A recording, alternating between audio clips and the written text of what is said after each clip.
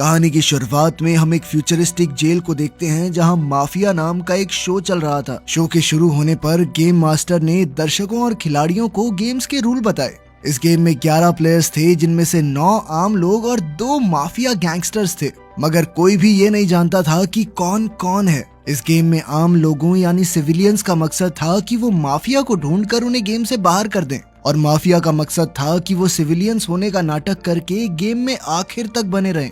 हर रोज सभी खिलाड़ी मिलकर वोट करेंगे कि वो किसे गेम से बाहर करना चाहते हैं, और इस चुने हुए आदमी को असलियत में मार दिया जाएगा, वो भी उस तरीके से जिससे वो सबसे ज्यादा डरता हो। गेम मास्टर के ड्रोन्स हर रात उस चुने गए खिलाड़ी को मौत के मुंह में ले जाएंगे। जो भी इस गेम के अंत तक जिंदा रहा उसे $1 बिलियन का इनाम मिलेगा। अगर आखिरी राउंड में एक सिविलियन और एक माफिया बचा तो माफिया अपने आप जीत जाएगा। इसके बाद हम एक बेहद एडवांस कमरा देखते हैं जिसमें सभी खिलाड़ियों को बैठाया गया था। जल्द ही ड्रोन्स ने वहां आकर सभी खिलाड़ियों की कलाइयों पर एक खास टैटू बना दिया जिसमें लिखा था कि वो सिविलियन है या माफिया। इसके बाद गेम मास्टर ने सभी खिलाड़ियों का परिचय देना शुरू किया। सबसे पहला खिलाड़ी था लूका, जो कि 85 साल का एक अरबपति बुढ़ा था। वो एडवांस दवाइयों और केमिकल्स का इस्तेमाल करके अपनी उम्र से काफी जवान दिखता था।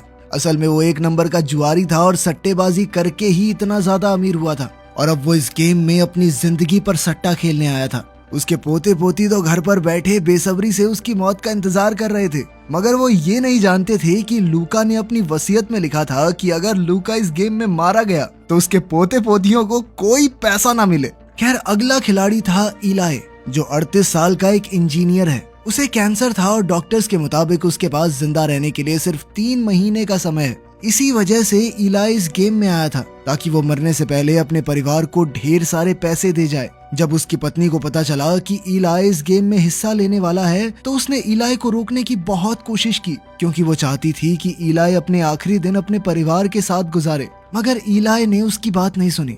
इसके बाद हम 2 और खिलाड़ियों को देखते हैं जो असल में जेल से लाए गए 2 कैदी थे। उनके नाम थे बुचर और इवान। असल में इस गेम शो का सरकार के साथ खास प्रोग्राम था जिसके मुताबिक देश की किसी भी जेल का कोई भी कैदी इस गेम में हिस्सा ले सकता है। अगर वो जीत गया तो उसे पैसों की बजाय आजादी मिल जाएगी और पैसे जाएंगे सरकार को। खैर, अब गेम मास्टर ने परिचय देना बंद किया और खिलाड़ियों को अपनी पहचान बताने को कहा, मगर सभी ने कसम खाकर कहा कि वो तो सिविलियंस हैं। इसके बाद उन सबको 10 मिनट का समय दिया गया जिसमें उन्हें चुनना था कि आज किसे इस ग्रुप से निकलकर मौत के मुंह में जाना होगा। बाहर सभी खिलाड़ियों के दोस्त और परिवार वाले टीवी पर ये शो देख रहे थे और उनकी धड़कनें तेज हो गई। कॉन्स्टेंटाइन नाम के खिलाड़ी ने इस राउंड में वोट ही नहीं किया, पर मैरी नाम की कंटेस्टेंट ने किलियन का नाम दिया और पीटर ने भी उसकी हाँ में हाँ मिला दी। तभी बुचर को एहसास हुआ कि उसने मैरी और पीटर दोनों को टीवी पर देखा है। तब ये खुलासा होता है कि मैरी 24 साल की एक मशहूर बैले डांसर है और पीटर उसका सबसे बड़ा फैन। बदकिस्मती से एक दिन तेज बारिश की वजह से मैरी का खतरनाक एक्सीडेंट हो गया था और उसकी टांगें इस कदर जख्मी हो गई कि डॉक्टर ने कहा कि आज के बाद वो दोबारा कभी डांस नहीं कर पाएगी। उस दिन से बारिश और बिजली मैरी का सबसे बड़ा डर बन गए। खैर, एक एडवांस सर्जरी के जरिए उसे नकली टांगे मिल सकती हैं जो बहुत बढ़िया होंगी और उनकी मदद से वो दोबारा डांस भी कर पाएगी, लेकिन उसके लिए चाहिए बहुत सारा पैसा, और इसीलिए मैरी इस गेम में आई थी। असल में पीटर भी इस गेम में मैरी की मदद करने ही आया था। सच तो ये था कि आज तक वो मैरी को पैसे देने के लिए न जाने कितनी चीजें बेच चुका था। ये आदमी पागल है भाई प्यार में, ये मरेगा पक्का, लिखवा लो मेरे से। लेकिन ये सुनकर मैरी रोने लगी, क्योंकि असल में पीटर कई सालों से पागलों की तरह उसका पीछा कर रहा था और मैरी को ये बात बिल्कुल भी पसंद नहीं थी। खैर, बाकी खिलाड़ियों ने जब ये देखा तो उन्हें लगा कि ये तो एक सपोर्टर के साथ आई है, ऐसे तो ये जिसे चाहे एलिमिनेट कर देगी। इसीलिए उन सब ने पहले मैरी का ही नाम ले लिया। उसी पल पीटर ने बीच में आकर कहा कि वो माफिया है, मगर इतने में समय खत्म हो गया था और मैरी गेम की सबसे पहली शिकार बन गई। तब ये बताया जाता है कि उसकी कलाई पर सिविलियन टैटू था, यानी वो एक सिविलियन थी। खैर, फिर उसकी कुर्सी अचानक अपने आप छत पर बने एक बड़े से काले गोले की ओर बढ़ने लगी।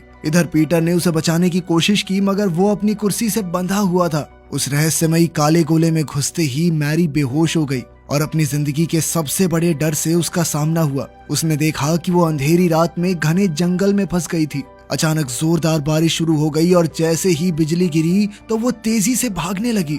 उसी पल बिजली उसका पीछा करके उस पर जोरदार हमले करने लगी ताकि वो चट्टान की दिशा में भागे। अब इस भयंकर तूफान से बचने के लिए मैरी चट्टान से कूद गई, मगर बीच हवा में ही उस पर बिजली गिर पड़ी, जिससे उसकी दर्दनाक मौत हो गई। उसी पल उसका शरीर हवा में ही भस्म होकर उस गोले में ही समा गया। बाद में गेम मास्टर ने ऐलान किया कि पहली रात हो चुकी है और फिर ड्रोन सभी खिलाड़ियों के ऊपर उड़कर अगला शिकार ढूंढने को तैयार हो गए। अब की बार सबने बुचर को चुना तो बुचर गुस्से में सबको गालियां देने लगा। खैर फिर उसकी कुर्सी उड़कर काले गोले में समा गई और फिर हमें गेम से पहले हुआ उसका दिमागी हालत का टेस्ट दिखाया जाता है। साइकोलॉजिस्ट ने उससे कई सवाल पूछे, मगर बुचर ने ज्यादा जवाब नहीं दिए। उसने कहा कि उसे किसी भी चीज से डर नहीं लगता, पर बाद में उसने कहा कि वो बेवकूफों की टोली के बीच एक बेवकूफ की तरह नहीं मरना चाहता। खैर अब उस गोले में बुचर का आखिरी समय शुरू हुआ, जहां वो एक डरावने से मौत के कुएं में था। जल्द ही दो हट्टे कट्टे पहलवान वहां आए तो उन्हें देखते ही दर्शक जोर जोर से चिल्लाकर मार पिटाई की मांग करने लगे। कुछ ही पलों में दोनों पहलवानों ने बुचर को बड़ी बेरहमी से पीटना शुरू कर दिया और बुचर उनके सामने टिक नहीं पाया। वो उसे उठाकर इधर उधर पटक रहे थे, मगर अचानक बुचर ने जमीन से मिट्टी उठाकर उसकी आंखों में झोंक दी और फिर एक बोतल से उन पर हमला बोल दिया। उसने लगातार जोरदार वार करके एक पहलवान को मार गिराया, पर तभी दूसरे ने उसे धक्का दे दिया। खैर बुचर फिर भी रुका नहीं और जमीन से चीजें उठा कर अपने दुश्मन पर जबरदस्त हमले करता रहा। उसने पहलवान की हड्डियां तोड़कर उसे मार डाला, मगर ये क्या, वो बार बार जिंदा होकर वापस लौट आता था। आखिरकार कई बार मारने के बाद पहलवान वापस जिंदा नहीं हुआ और इधर असली जेल में मौजूद उसके सभी साथी ये देखकर तालियां बजाने लगे। बुचर को लगा कि अब वो सच में आजाद हो जाएगा, मगर जैसे ही उसने एक कदम पीछे रखा तो उसका पैर फिसल गया और जमीन पर रखे लोहे के सरिये उसके सर में घुस गए, जिससे उसकी मौके पर ही मौत हो गई। उधर शो में पीटर अब भी मैरी की मौत पर गुस्सा था, इसलिए उसने कहा कि बुचर का यही हाल होना चाहिए था। कुछ देर बाद गेम मास्टर ने ऐलान किया कि अब अगले वोट की बारी है, पर इस बार उनके पास 8 मिनट का समय था। तभी अचानक कॉन्स्टेंटिन ने कहा कि वो जानता है कि माफिया कौन है। फिर हमें पता चलता है कि बचपन में उसे पहले ही भविष्य दिखाई दे जाता था। उसे सब पता चल जाता था कि कब वो टेस्ट में फेल होगा, कौन सी लड़की उसे धोखा देगी, वगैरह वगैरह। जल्द ही लोग उसे ब्लैक मैसेंजर के नाम से जानने लगे और जब वो बड़ा हुआ तो पैरासाइकोलॉजिकल शोज पर जाने लगा। इसके अलावा वो युद्ध के समय में सरकार को जरूरी सलाह भी देता ताकि वो लड़ाई जीत सके। उसका सबसे बड़ा डर था कि वो बुढ़ा होकर नहीं मरना चाहता। खैर अब कॉन्स्टेंटीन ने कहा कि पीटर माफिया है। तब पीटर ने उससे पूछा कि अगर उसे सब पता चल ही जाता है तो उसने मैरी को सिविलियन होने के बावजूद मरने क्यों दिया। कॉन्स्टेंटीन ने कहा कि उसे सारा पैसा अपने लिए चाहिए, वो किसी सिविलियन के साथ पैसा बांटना नहीं चाहता। खैर अब पीटर को लगा कि कॉन्स्टेंटीन ही माफिया है और उसने कॉन्स्टेंटीन को वोट कर दिया।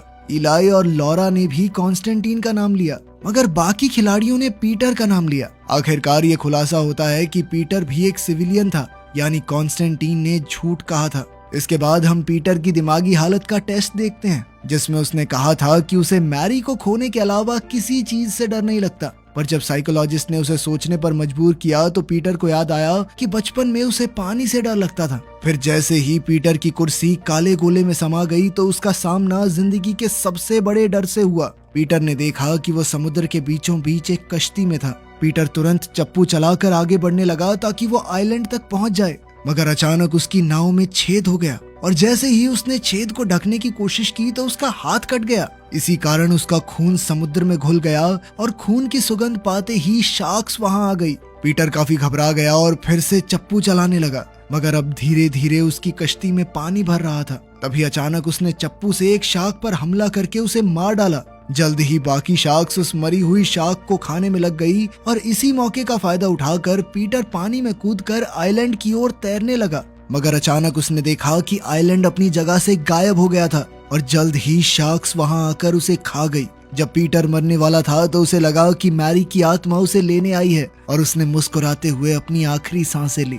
इधर गेम में रात होने से पहले खिलाड़ियों को एक और खिलाड़ी का नाम चुनने का मौका मिला, मगर अब की बार उनके पास 6 मिनट थे। तब हम वॉल्टर नाम के एक खिलाड़ी को देखते हैं जो कि 45 साल का मिलिट्री ऑफिसर था। उसने आज तक अपने देश के लिए कई युद्ध लड़े थे, पर अपनी जिंदगी में इतना मुश्किल वक्त देखने के बाद अब वो गहरे सदमे में था। वो इस गेम में इसलिए आया था ताकि उसकी किस्मत ये फैसला करे कि उसे जिंदा रहना चाहिए या नहीं। असल में युद्ध के दौरान वॉल्टर से एक बहुत बड़ी गलती हो गई थी, जिस वजह से कई जवान सिपाही मारे गए थे। वॉल्टर ने दरअसल इवान नाम के खिलाड़ी का केस टीवी पर देखा था, इसलिए उसने इवान पर बच्चों का कातिल होने का इल्जाम लगाया। तब हमें इवान का परिचय दिया जाता है। इवान बस एक आम स्टूडेंट हुआ करता था, जो एक रात अपने दोस्तों के साथ बाहर जाकर शराब पी रहा था। उसकी गाड़ी की रफ्तार बहुत ज्यादा तेज थी और अचानक उनका जोरदार एक्सीडेंट हो गया, जिसमें उसके 2 दोस्तों की मौत हो गई। इवान और जो लड़का गाड़ी चला रहा था, वो दोनों जैसे तैसे इस एक्सीडेंट में बच गए। असल में सड़क पर मौजूद एक औरत ने उनकी जान बचाई थी,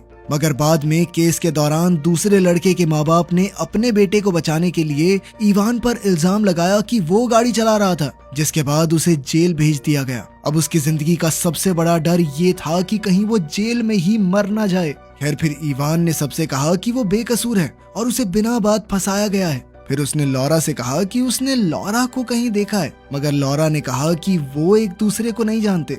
इसके बाद लॉरा ने वॉल्टर पर माफिया होने का आरोप लगाया, तो वॉल्टर ने वापस उसे माफिया कहा। जल्द ही दोनों में बहसबाजी शुरू हो गई, मगर अंत में वॉल्टर ने लॉरा के नाम का वोट डाल दिया और फिर लॉरा ने अपना वोट वॉल्टर को दिया। जल्द ही लूका, इवान और इलाई ने भी वॉल्टर का नाम लिया, तो वॉल्टर गुस्से में चिल्लाने लगा। अंत में कॉन्स्टेंटीन ने भी वॉल्टर का नाम लिया। तो अब बाकी किसी के वोट करने से कोई फर्क ही नहीं पड़ेगा, क्योंकि बहुमत ने वॉल्टर को चुन लिया था। तब जाकर ये खुलासा होता है कि वॉल्टर भी एक सिविलियन ही था, यानी दोनों माफिया मेंबर अब भी गेम में ही थे। जैसे ही वॉल्टर की कुर्सी काले गोले में समाई, तो वो उसी जगह पहुंच गया जहां उसने अपनी जिंदगी की सबसे बड़ी गलती की थी। उसने अपने आदमियों को दुश्मन के हमले से सावधान करने की कोशिश की, लेकिन तब तक बहुत देर हो चुकी थी। जल्द ही दुश्मनों ने उसकी टीम को चारों ओर से घेर लिया और वॉल्टर के फौजी कीड़े मकोड़ों की तरह मरने लगे। कुछ ही पलों में वॉल्टर का ये सपना और भी डरावना हो गया, जब उसके सामने मौजूद दीवारें गायब हो गई और सामने से और दुश्मन उन पर हमला करने आ गए। वो बड़ी बेरहमी से वॉल्टर के फौजियों को चुन चुन कर मार रहे थे। आखिरकार वॉल्टर बाहर निकला तो उसने दुश्मनों पर ताबड़तोड़ गोलियां चला दी, मगर अपने साथियों की मौत और सामने दीवार गायब होते हुए देखकर उसे एहसास हो गया कि उसका आखिरी समय आ चुका है। आखिरकार दुश्मनों ने वॉल्टर को गोलियों से भूनकर मार डाला। कुछ देर बाद हम देखते हैं कि गेम में एक और शाम ढल चुकी थी और अब अगले शिकार की बारी थी। तब ड्रोन्स ने लॉरा को चुना और फिर हमें लॉरा की कहानी बताई गई। लॉरा के पास घर, अच्छी नौकरी और एक हंसता खेलता परिवार था, पर बदकिस्मती से वो नशे की गिरफ्त में आ गई और उसकी हालत काफी बिगड़ गई। उसने अपने पति को भी अपनी कोई मदद नहीं करने दी। फिर जल्द ही उसके बेटे की मौत हो गई और उसका पति उसे अकेला छोड़कर चला गया। अब वो बिल्कुल अकेली रह गई थी। फिर उसने कहा कि उसे सबसे ज्यादा डर ऊंचाई से लगता है। लॉरा ने बताया कि उसने पूरे 8 साल तक घर से बाहर कदम नहीं रखा, पर एक रात जब वो सड़क किनारे थी तो उसके सामने एक घिनौना एक्सीडेंट हुआ। तब ये खुलासा होता है कि लॉरा ने ही इवान और उसके साथी की जान बचाई थी। साथ ही उस लड़के के माँ बाप ने लॉरा को कोर्ट में झूठी गवाही देने पर मजबूर किया था। ये सुनकर इवान के होश उड़ गए, मगर फिर भी उसने लॉरा को माफ कर दिया, क्योंकि अब सच सबके सामने आ गया था कि वो बेकसूर है। आखिरकार गेम में ऐलान हुआ कि लॉरा भी एक सिविलियन थी। जब उसकी कुर्सी काले गोले की तरफ जा रही थी तो लॉरा ने इवान से कहा कि वो उसकी जीत की कामना करेगी। आखिरकार उस गोले में लॉरा ने देखा कि वो एक प्लेन पर थी, जो कि एक डरावने काले बादल की ओर बढ़ रहा था। जल्द ही इस अंधेरे बादल ने प्लेन पर हमला कर दिया, जिससे प्लेन को काफी भारी नुकसान हुआ। प्लेन के कई पुर्जे टूट गए और छत गिरने लगी। एक एयर होस्टेस उसकी सीट बेल्ट ठीक करने आई, मगर अचानक अंधेरा उसे भी निकल गया। धीरे धीरे प्लेन के सभी हिस्से टूटकर गिरने लगे और आखिरकार लॉरा भी मौत के मुंह में गिर गई। इसके बाद खिलाड़ियों को अगला इंसान चुनने के लिए 4 मिनट का समय दिया गया। कॉन्स्टेंटीन ने तुरंत इवान का नाम लिया, जिससे वहां बहस शुरू हो गई और इसी दौरान इलाई को एहसास हुआ कि शायद कीरन और केट एक दूसरे को जानते थे। कीरन ने कहा कि कॉन्स्टेंटीन माफिया है, पर इवान ने इलाई का नाम लिया। इस वक्त सभी खिलाड़ियों के बीच मतभेद हो रहे थे। कॉन्स्टेंटीन, इलाई और लूका ने इवान का नाम लिया, जबकि केट और कीरन ने कॉन्स्टेंटीन का नाम लिया और इवान ने इलाई को वोट दिया। अब रूल्स के मुताबिक चुने गए खिलाड़ी को सबसे ज्यादा वोट्स मिलने चाहिए, इसलिए ये ऐलान हुआ कि एक बार फिर से वोटिंग होगी। इस बार लूका ने अपना वोट बदलकर कॉन्स्टेंटीन को दे दिया और बाकी चारों ने पहले की तरह ही वोट किया। उसी समय कॉन्स्टेंटीन ने अपने आप को वोट देकर सबको हैरान कर दिया। शो में ये पहली बार हुआ था कि किसी ने अपने आप को वोट दिया था। आखिरकार ये खुलासा हुआ कि कॉन्स्टेंटीन ही माफिया था। इसके बाद जब वो काले गोले में पहुंचा तो उसने देखा कि वो सीढ़ियों से नीचे जा रहा था। फिर अचानक एक आदमी उससे टकरा गया और उसे दादाजी कहकर पुकारा। ये शब्द सुनते ही कॉन्स्टेंटीन गुस्से से भर गया, मगर जल्द ही वो जोर से खांसने लगा और तभी उसके सामने कई शीशे आ गए जिनमें उसने देखा कि वो तेजी से बूढ़ा हो रहा है। अब उसके लिए सीढ़ियां उतरना बेहद मुश्किल हो रहा था। मगर जैसे ही वो अपने आखिरी समय तक पहुंचा तो अचानक कॉन्स्टेंटीन जोर जोर से हंसने लगा। उसने कहा कि मैंने चीटिंग की है। सच तो ये था कि उसे बुढ़ापे से मरने से बिल्कुल डर नहीं लगता था, बल्कि ये तो उसके मुताबिक सबसे खूबसूरत मौत थी। खैर आखिरकार एक और शाम ढली और अब ड्रोन्स ने अगले खिलाड़ी को चुना। उन्होंने इवान को चुना, पर फिर ये पता चला कि वो भी एक सिविलियन था। उसे जाते देख केट की आंखों में आंसू आ गए, मगर इवान ने कहा कि उसे मरने का कोई गम नहीं है, क्योंकि अब ये साबित हो चुका है कि वो बेगुनाह है। जाने से पहले उसने अपनी माँ से कहा कि वो उनसे बेहद प्यार करता है और फिर उसने एक अच्छा बेटा ना बन पाने के लिए उनसे माफी मांगी। अंत में काले गोले में पहुंचकर उसने देखा कि वो एक जेल में था, जहां गार्ड्स उसे सजाए मौत के लिए ले जा रहे थे। तब इवान ने अपने मन में सोचा कि वो अपनी माँ के साथ एक बीच पर है, लेकिन तभी अचानक गार्ड्स ने उसे गोलियों से भूनकर मार डाला। अब इस खेल में सिर्फ 4 लोग बाकी थे, जिनमें से एक माफिया था। इस बार उनके पास वोट करने के लिए सिर्फ 2 मिनट का समय था और जल्द ही इसे लेकर उनमें बहस छिड़ गई। इलाई ने कहा कि कीरान और केट बॉयफ्रेंड गर्लफ्रेंड हैं और तब हम कीरान की कहानी देखते हैं। कीरान एक जवान लड़का था जो अपने दोस्त के डेयर देने पर इस गेम का हिस्सा बना था। फिर गेम शुरू होने से एक दिन पहले उसकी मुलाकात केट से हुई और केट को उससे मिलकर न जाने क्यों इतना अच्छा लगा कि उसने अपनी जिंदगी के सारे राज कीरान के सामने रख दिए। उसने कहा कि उसे ऊंचाई, रेगिस्तान और सपनों से बेहद डर लगता है। फिर उसने बताया कि वो एक अनाथालय में पली बड़ी थी, इसलिए उसे लगता था कि इस दुनिया में उसकी रक्षा करने वाला कोई नहीं आएगा। खैर सच तो ये था कि केट और कीरान दोनों ही नहीं जानते थे कि वो गेम में दोबारा मिलने वाले हैं। खिलाड़ियों की बहसबाजी काफी देर तक चलती रही और अंत में समय खत्म हो गया। अब कंप्यूटर ने अगला खिलाड़ी चुना तो केट का नाम सामने आया। अब उसकी कुर्सी खुद ब खुद काले गोले की तरफ जाने लगी, मगर उसी पल कीरान भागकर उसकी कुर्सी से लटक गया ताकि वो दोनों एक साथ उस गोले में समा जाएं। खैर गोले में घुसते ही उन दोनों ने देखा कि वो दोनों कांच की जमीन पर खड़े थे और उनके चारों तरफ भयानक तूफान मंडरा रहा था। उनके एक कदम आगे बढ़ाने पर कांच टूट जाता था तो अचानक कीरान केट की तरफ दौड़ा और फिर वो दोनों मिलकर एक साथ दौड़ने लगे और उनके पीछे कांच की जमीन तेजी से टूटने लगी। अचानक उनके पैरों तले भी जमीन टूट गई और वो सीधा एक काले रेगिस्तान पर जा गिरे। उसी पल उन्हें एक चट्टान के ऊपर रोशनी का ट्रायंगल दिखाई दिया तो उन्होंने इसका पीछा करने का फैसला किया।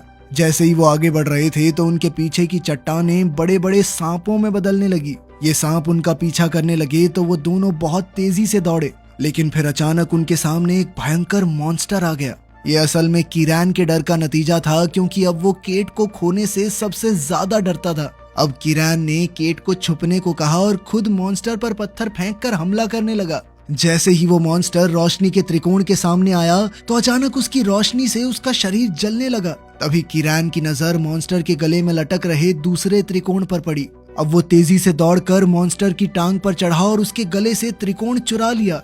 अब उसने उसी त्रिकोण की मदद से रोशनी को मॉन्स्टर की तरफ डाइवर्ट करके उसे जलाकर राख कर दिया।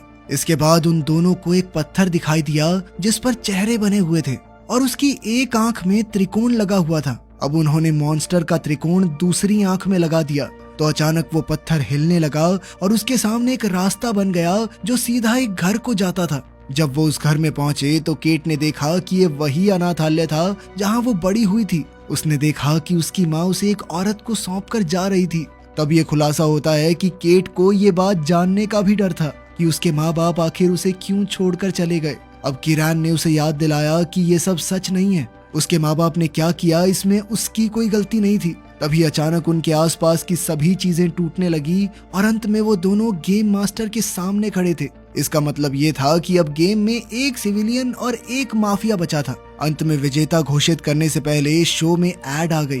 तब गेम मास्टर ने बताया कि कॉन्स्टेंटीन उसके लिए काम करता था और वो कीरान और केट का इस्तेमाल करके इस गेम को खत्म करने का तरीका ढूंढ रहे थे। गेम मास्टर ने कहा कि वो दोनों अभी भी उस सपने में कैद हैं, लेकिन दर्शक अब खिलाड़ियों को मरते हुए देखकर थक चुके हैं, इसलिए उसने अब ऑडियंस को कीरान और केट का प्यार दिखाने की सोची। आखिरकार गेम मास्टर ने गेम में हिस्सा लेने के लिए उनका शुक्रिया अदा किया और उन्हें आजाद करके शो से बाहर भेज दिया। कुछ समय बाद हम देखते हैं कि इलाई अपने घर लौट आया था और उसने अपने परिवार को बताया कि वही आखिरी माफिया था, यानी वो गेम जीत चुका था। इसके बाद वो 3 महीने की बजाय 10 महीने तक जिंदा रहा। वहीं दूसरी ओर लूक भी गेम से जिंदा बाहर आ गया, मगर उसे कोई पैसा नहीं मिला। तब उसने अपने सभी पोते पोतियों को अपनी जायदाद से बाहर कर दिया और अपनी सारी दौलत केट के अनाथ आश्रम को दान कर दी। उधर इवान की माँ को हर रोज अपने बेटे के लिए फूल मिलते थे, जिसका मतलब ये था कि उसकी मौत का गम सिर्फ वो नहीं बल्कि पूरा देश मना रहा था। तो क्या आप ऐसी कोई गेम खेलना चाहेंगे? कमेंट्स में जरूर बताना। मिलते हैं अगली वीडियो में।